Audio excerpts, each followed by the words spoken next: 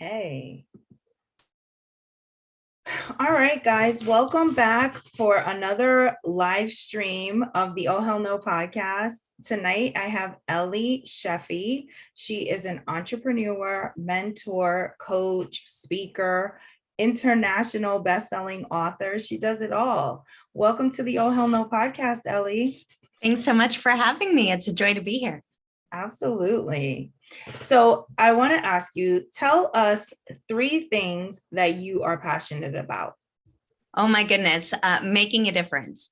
And when I say making a difference, I know that can be a lot of different things. For me, it's really about empowering people to live their authentic life, whatever that looks like to them. Because for me, when you are showing up authentically in the world as you, fully aligned and activated as you, then you're unstoppable and you can contribute to the world. So definitely making a difference, empowering people. I am super passionate about helping people to tell their story, whether that's by writing and publishing a book, by speaking on stage. I'm a firm believer that you have a message to share. Each and every one of us has gone through some stuff in our lives, and there's lessons in that, and there's growth in that. And so to be able to share what you've experienced, what you've learned with others and help them is absolutely critical. And so I think every single person has a message to share, and someone in the world is waiting for you to share your message. And so I'm passionate about helping people to develop that message and get it out in the world. And then lastly, I am super passionate about equity, about equality, about civil rights, about closing the gap, the disparate access to education or medical care or services or opportunity. And so 21 years as a civil rights attorney, it's definitely ingrained in everything I do. So Wow. So let's talk a little bit about your career. So you said you 21 years as a civil rights attorney. So how did you find your way into becoming an attorney? Was that something that you always wanted to do, or did you fall into that career? Like, tell us how that happened. So for me, that happened as a young child. I really looked up to Ruth Bader Ginsburg. I am honored that she personally was able to swear me in. I am a member of the United States Supreme Court Bar. And so to be sworn in by RBG herself was a full circle magical moment for me. But I just really always looked up to those, to Rosa Parks, to MLK, to RBG, to people who were dedicated to using their voice to speak out against injustice, and people who were determined to make a difference. And so you can see it's permeated my companies, it's permeated my businesses, it's permeated everything I've done, including the fact that as I grew up and navigated my own trials and tribulations and saw my own injustices in the world, that I, of course, aligned and became a civil rights attorney as well. So. Wow. So how did you become so passionate about civil rights? Like, was it from a parent? Did you see something on TV that made you like feel like, oh my God, this is not right? Or like, what was it that sparked this in you? I lived it. So I am from Long Beach, California, and I went to Long Beach Poly, which is on that border of Long Beach and Compton. It is where the LA riots were happening in Long Beach, and what the country saw on fire with everything was, Pacific Coast Highway and all the areas right near where I was in school, and that was my daily existence. And so growing up in the hood, I saw the differences. I saw the differences that in how long it took to get a bus and how far the bus stations were.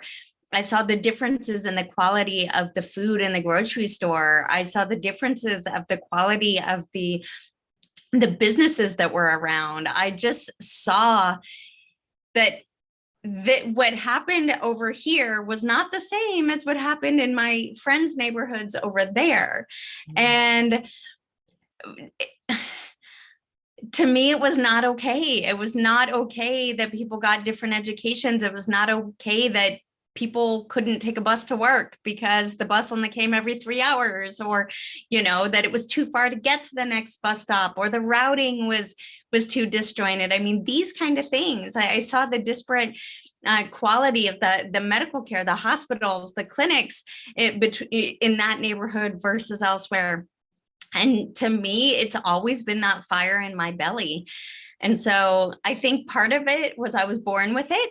There aren't many little girls that knew of RBG before she was a Supreme Court justice. I mean, I'm almost 50. So I knew of her when she was an attorney, right? Before she became a Supreme Court justice, but really leaning into that. And I've always been super outspoken, even from elementary school. My nickname was Defender, because when I saw people getting picked on, when I saw things that weren't right, I have a very big mouth and I always use it.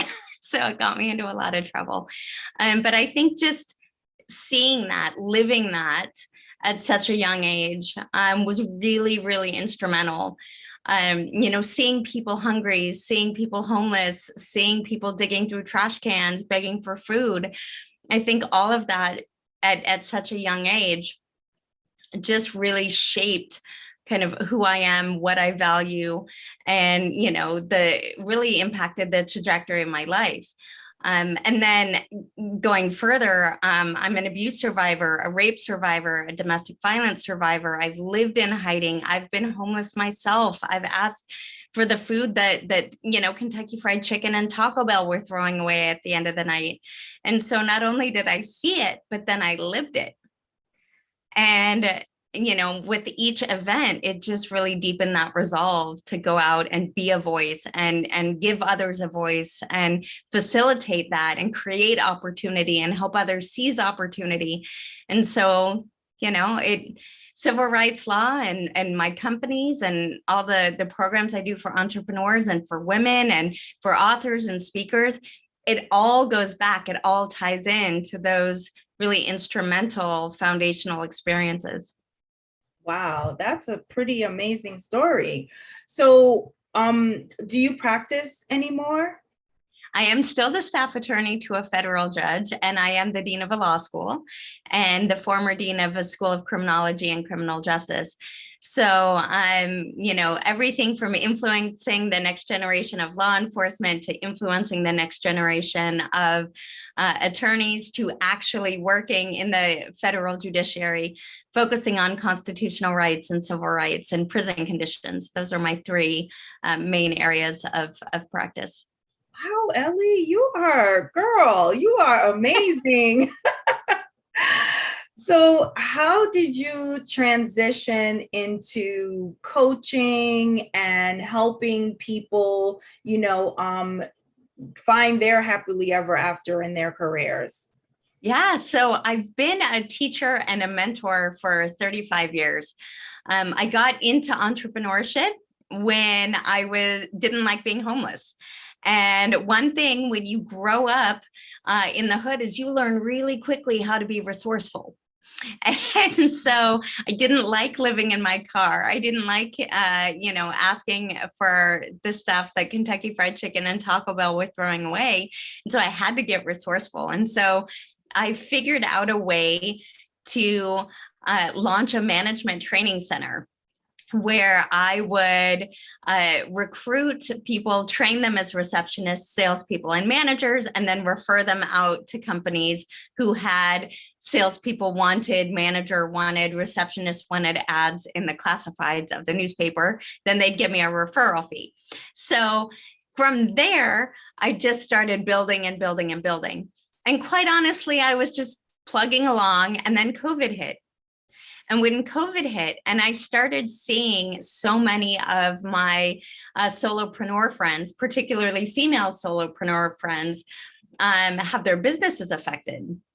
I was like, oh no, ladies, not on my watch. You are not going down on my watch. And so we hopped on a Zoom call and I gave them pivot and diversification plans, which is one of my superpowers.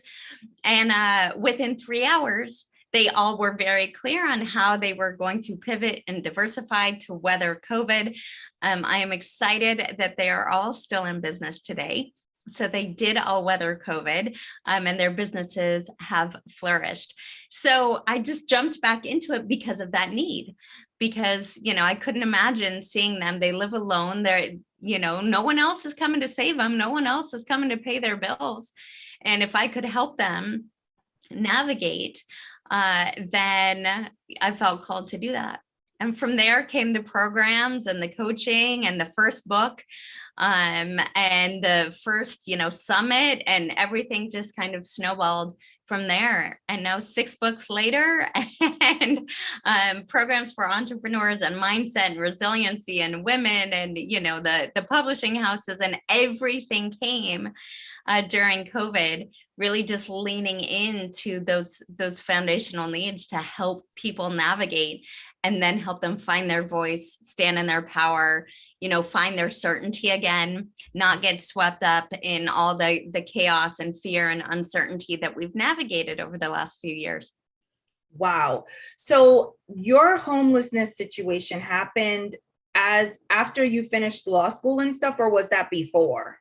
That was before. So that was in between college and law school. Okay. So I had started college at one university, had horrible experiences there, decided to not go back, but that meant that I gave up all my scholarships and I didn't have any more money to go back to school.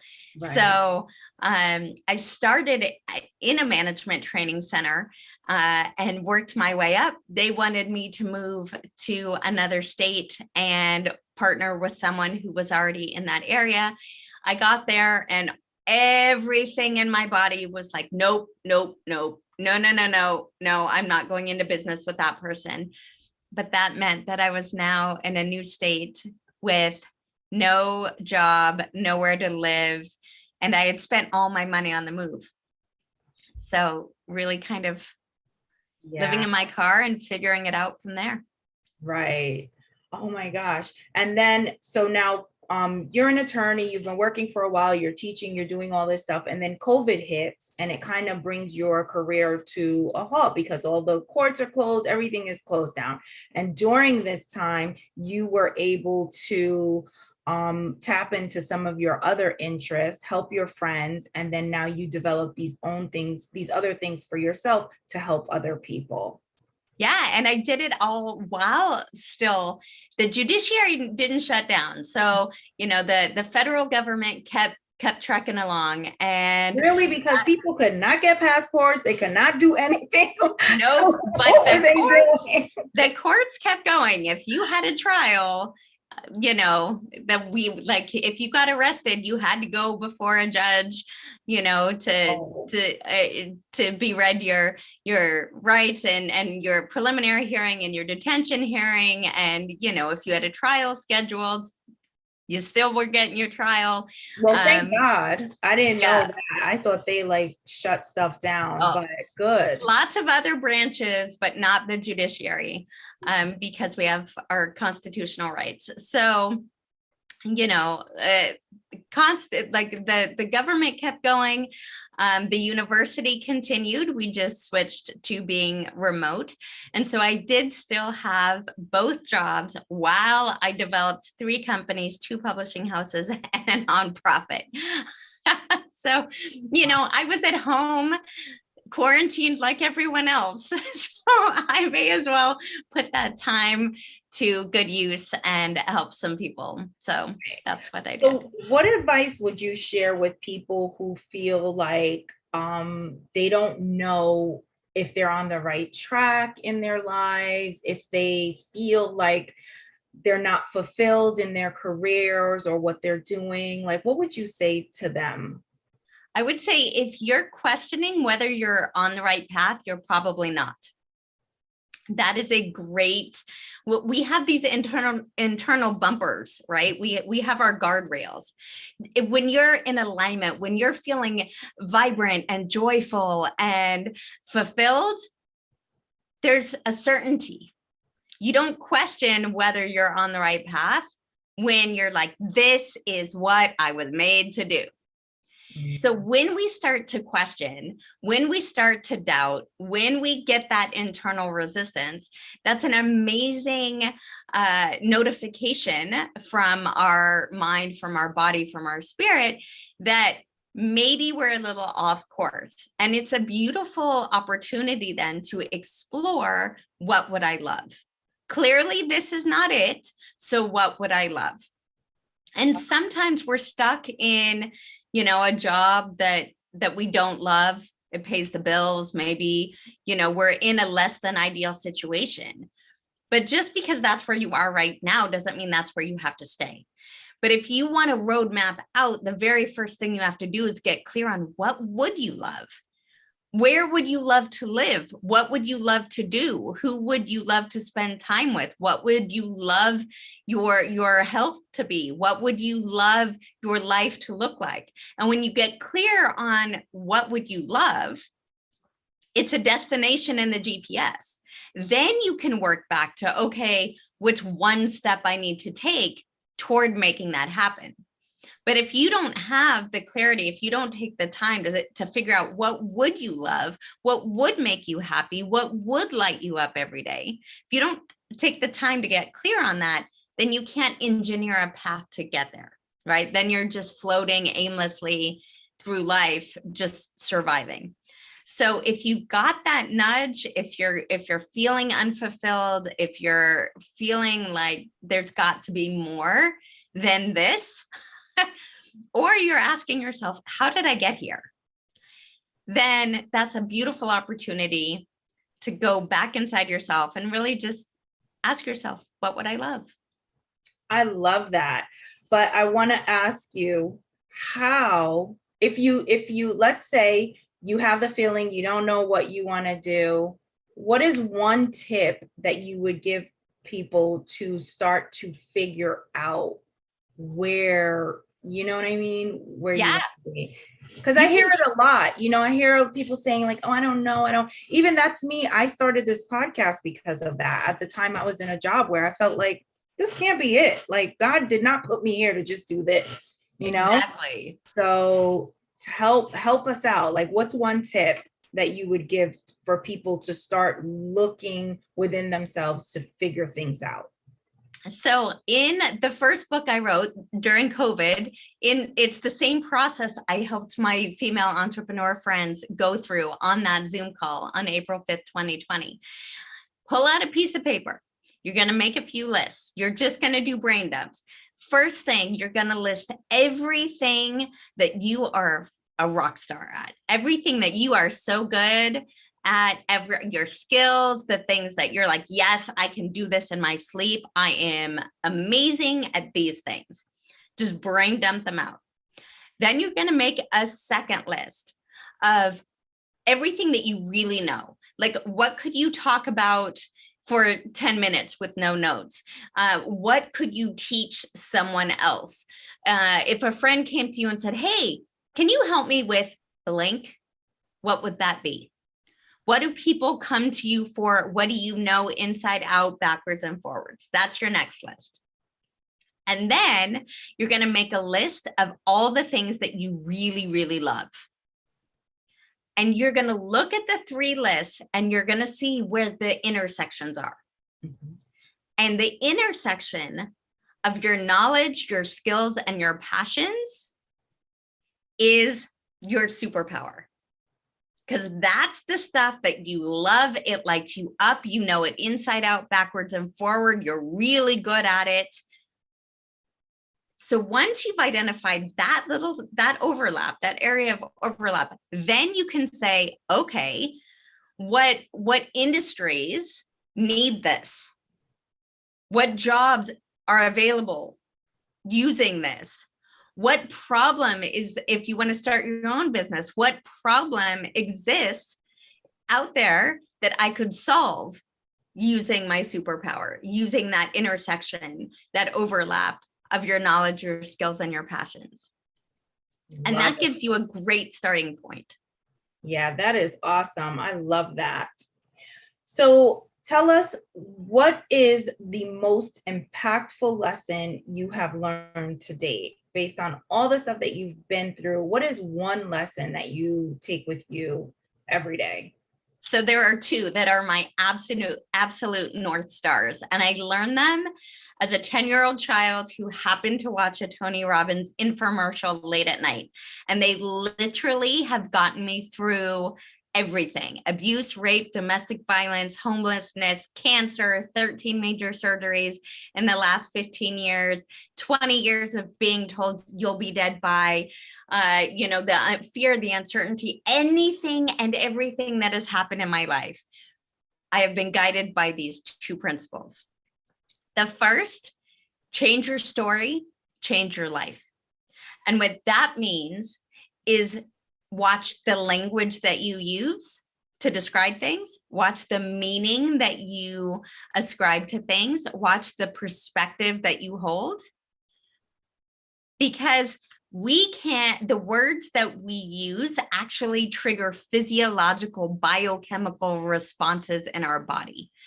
And so while we can't change what happens, a lot of people hear change your story, change your life, and they think, yeah, that's wishful thinking. We can't change what's happening. You can't change the external, right? COVID happened, quarantines happened, shutdowns happened. You couldn't do anything about that. But what you can do is control the controllables. You can control your language, how you describe what's happening, the meaning that you give, the perspective you hold. And that goes into the second North Star, which is life happens for me, not to me. And so again, that's that perspective. I can't change the events that have happened in my life. The abuse, the rape, the domestic violence, the homelessness, they are what they are. Mm-hmm. But I can choose whether I want to look at that as like, oh, all these things happen to me, poor me, I'm this like helpless victim, right? And I can live in anger and bitterness and resentment. And what good does that do me? That only harms me. It doesn't harm anybody else. Or I can take those same things and say, okay, life happened for me. What's the lesson I can take from these? What's the good I can take from these? Where were the opportunities to grow from this? How can I use the things that I've walked through as a force for good to help others on their journey? Now I'm empowering myself. Mm-hmm. Now I'm operating from a place of strength and power and clarity, right? It doesn't change what happened, but it puts me in control of my life. And when I'm in control of my life, I'm in control of my experience, I'm in control of my perspective, I get to control my joy, I get to control my fulfillment. It's not dependent on the economy. It's not dependent on whether or not there's another health disaster. It's all an inside job.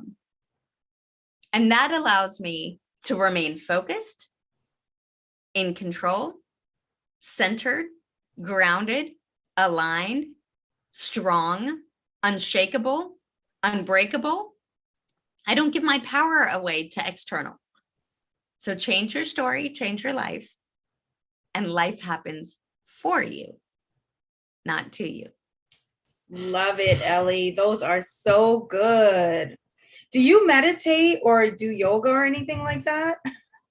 I do bar and I do Pilates. So I don't meditate in the sense that a lot of people have. I love guided meditations. I love guided visualizations. For me, I connect much stronger through music. So I find music that speaks to my soul, that allows me to really connect. But I would say the most powerful practice I have is living in gratitude. I am so grateful for everything. I'm grateful for pain, because pain means that I have nerves that are connected and synapses that are firing and systems that are operational, right? How many people would give anything, who are like paralyzed, would give anything to feel pain again? They'll never feel pain because their systems are not, something's been severed, messages aren't traveling. So how grateful, how amazing, how blessed am I that I get to feel pain in any cell of my body? I'm grateful for a roof over my head, for hot water, for running water, for a bed to sleep in, for a blanket to cover myself. I mean, you name it, on and on and on. And so I train myself to live in gratitude, no matter the situation. And that ties so powerfully back into language, perspective, meaning. Yeah. Oh my gosh, that was such a good perspective. Like, guys, thankful for pain, because think of the people that are paralyzed and can't feel anything. Yep. Ellie, girl, come on, you're dropping gems here. So tell us why you love helping people write books, because this is something that you are also passionate about, is helping people tell their story. Why does this speak to you so deeply? 2 reasons. One, I am a firm believer that writing your story will transform you.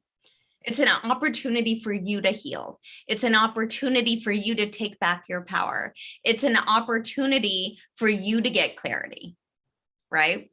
And then when you share that message with the world, writing your story can transform you, but sharing it can transform the world. And when you get to where you can share that story, share your triumphs, share your tribulations, share the mess that became the message, share your knowledge, share your expertise, share your systems and processes, share what you've gone through, share whatever is on your heart that you need to share, but share it because someone in the world needs to hear that message.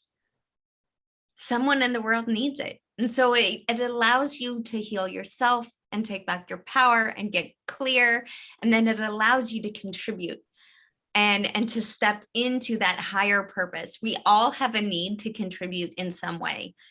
It's a solid human need. We need to help others. We need to contribute. We need to do something, especially with the pain in our life, especially when you've overcome things and navigated things. Such a common question is, why me? And one of the ways that you make sense of that is to take how you navigated whatever you've navigated and take the lessons you've learned and the pain that you've transformed, take it and do something good with it. Yes.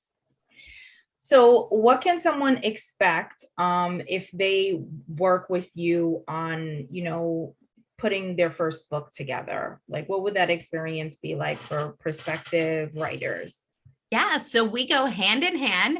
We're going to start with your end goal because everyone has a different reason for writing their book. So I want to get super clear on what would you love? Would you love to get speaking engagements? Would you love to be on media? Would you love to simply share your story? Would you love to have programs or services? Would you love to have a business around your knowledge or your process? What is your end goal? What is that result that you would love? And what do you want the reader to leave with? What's that message you want to make sure gets communicated? And from knowing those 2 endpoints, I help you reverse engineer it. So I'm going to help you then figure out the chapters of your book. I'm going to help you figure out the content of your chapters. I'm going to help you figure out how to leverage your book. I'm going to develop your launch plan for you and then make sure that we're executing on that. I'm super excited that when I work with people, they become best-selling authors. Most of them become #1 best-selling authors. And so we're able to do that because we start with that clarity of the end goal and we very strategically reverse engineer. So we get everything set up for you. And then myself, my editors, my other authors, coaches, we all work with you hand in hand to make sure that you're telling the story in the way that you need, using your voice, your experiences, your knowledge, your passion. And so we help you from beginning to end, all the way through to where it's published and it's a bestseller. Being an attorney, I make sure that every one of our clients, you own the copyright of your book. I actually will help you copyright it with the federal government. So you'll get your certificate of copyright and everything. And then we make sure you own your intellectual property and you make all the money off the royalties. So all of that, it's super important to me. It's your story. It's your experiences. It's your book. You need to own it. You need to make the money off it. So sounds like an efficient process. We've got it down to a science. We love it. We love it. We love it. We love it. I can tell.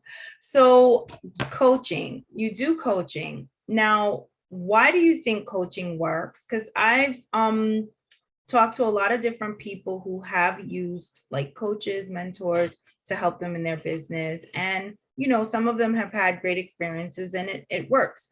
But what do you think about coaching helps people get to their next level? And what are some things people should be aware of before they go looking for a coach? Absolutely. So first, when you are looking for a coach, the first question that you should ask your coach is, who are their coaches? Do not work with a coach that does not have a team of their own coaches. And that leads me into the second point, why coaching works. Everybody needs outside eyes. Everybody needs outside perspectives. Even Super Bowl championship football teams have a team of coaches. Presidents have advisors. Every single person, every company you know has advisors. Why? Because you can't see the forest through the trees. You need a range of perspectives. You need people with other experiences. You need someone to think of the things that you're not thinking of. You don't know what you don't know. And it's absolutely critical, if you want to be successful, that you get those outside perspectives. Because you don't know what you don't know. You can't see the forest through the trees. You can't anticipate every problem. You haven't experienced everything. And so the more people that you can surround yourself with who have done the thing that you want to do. Don't go hiring someone that's never done what you want to do, because they don't know how to do it either, or they would have done it. So make sure that it's someone who has done the thing that you want to do. Ask them who their coaches are. If they're not working with anyone, that's a red flag. Find someone else. And then it's super important to make sure that they understand your vision, because a coach's job is to help you bring your vision to life.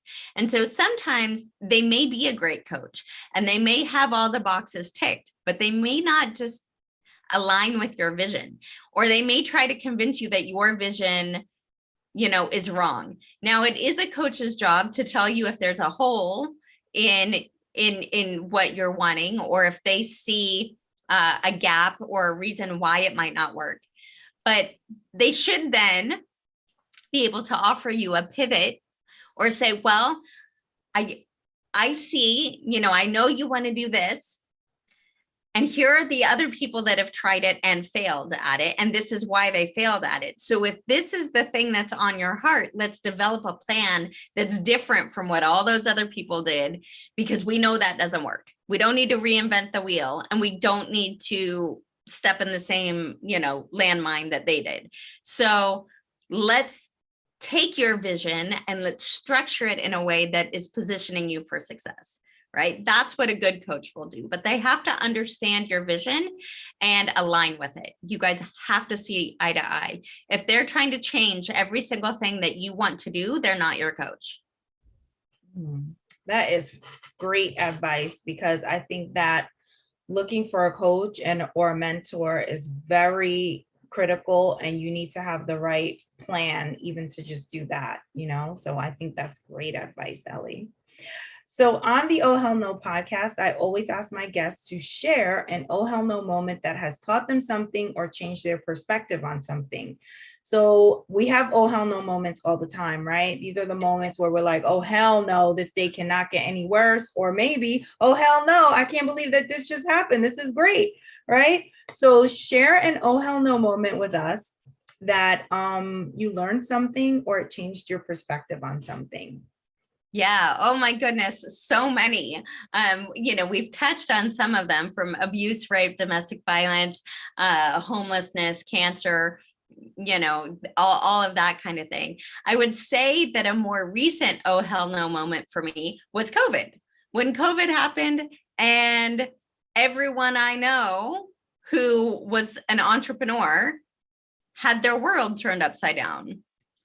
And that, oh, hell no. Oh, hell no. You are not going down on my watch. And, doing that Zoom call and the pivot and diversification plan. But what that really taught me was really the importance of controlling the controllables. What COVID taught me, and all the craziness, shut down, open back up, shut down, open back up, shut down, open back up. You can do this, but you can't do that. You can do this, but you can't do that. All that uncertainty, all of that disruption that came from the external was an amazing, oh, hell no moment that I think so many of us had with, no, I need to be able to control my life. I need to control my life. I need to control my finances. I need to control my experience. What can I build that isn't going to be dependent on this nonsense? How can I develop the resiliency? I know so many people, like for me, I coped with being alone in 800 square feet for 8.5 months without literally going anywhere or seeing anyone. I coped with that by stepping up and serving, by launching companies, by launching programs, but not everybody coped with it that way. And it was a coping mechanism, right? That was my oh hell no response. Oh hell no, I'm not just going to sit here for God knows how long. Okay, 6 months. Okay, 8 months, by myself looking at the walls. So I took that time to jump into action, but other people really, really struggled during that time. Yeah. And so learning, I think it was a huge wake up call for so many of us, not just around the US, but around the world, of like, oh no, oh hell no. There's more to life than that job I hate. There's more to life than that commute I hate. There's more to life than this partner that I don't want to be with anymore. There's more to life, than all of this external. And so for me, that was a really big, oh, hell no moment to come home and change everything, to really go back to control the controllables, create the life and the paradigms, that I wanted. Yeah, absolutely. It definitely was a moment of oh hell no-ness. We can all agree on that. Yep. And it's still, it's still not over. Every day we turn on the news, something new is happening. No, it's monkeypox. I mean, come on. I can't. I just cannot deal.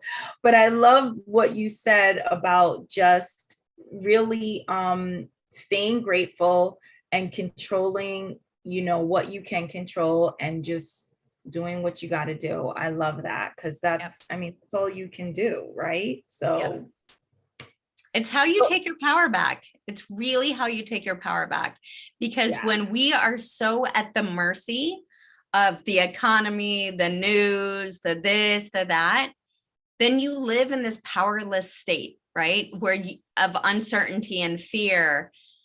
And so to be able to take back your power and say, oh, no. What's one thing I can control right now? Great. I'm going to do that.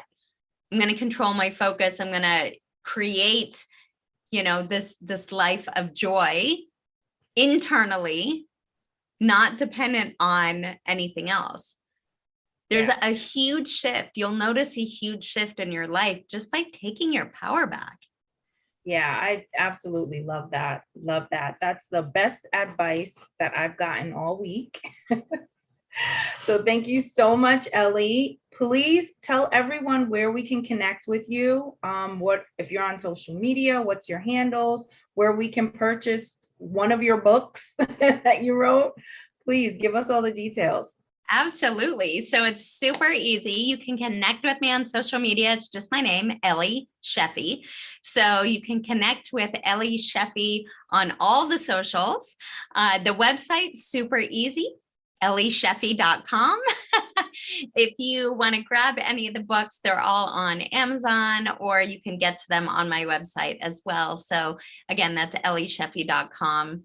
If you go to my website, there's tons of free resources to help you write your book, resources to help you control the controllables, to help you with your mindset. So much there that is free. So please go there and help yourself to as many of the free resources as you would like. It is my pleasure to put them there for your use. So go grab them at ellieshefi.com. Nice. All right, guys, that's it for tonight. Have a great night.